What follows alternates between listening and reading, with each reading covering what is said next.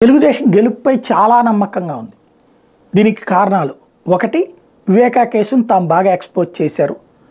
అట్లాగే షర్మిల ఫ్యాక్టర్ ఇవి రెండు జగన్ పాజిటివ్ ఓట్లని దెబ్బతీయగలిగాం.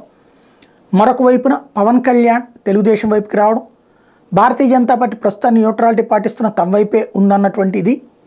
మరొక వైపున వచ్చేటప్పటికి మధ్యతరగతిలో తీవ్ర అసంతృప్తి పత్రికల ద్వారా కల్పించగలగటం, అదే సందర్భంలో పేదలకు సంబంధించి ఇచ్చిన సంక్షేమాలకి జగన్ ఇచ్చిన సంక్షేమాల కంటే ఎక్కువ ఇస్తారన్నటువంటిది జనంలోకి తీసుకెళ్తుంటాం.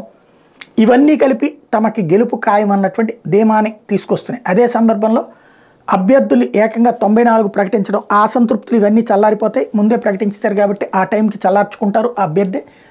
ఇంకోవైపున జనసేన తెలుగుదేశం పార్టీ పొత్తు కారణంగా కూడా అదనపు ఓట్లు యాడ్ అవుతాయి. ఈ అన్ని రీత్యా చూస్తే తెలుగుదేశం పార్టీ గెలుపు ఖాయం అన్నటువంటి ధీమా ఆ పార్టీకి సంబంధించిన అధినేత కళ్ళల్లో కనబడుతోంది.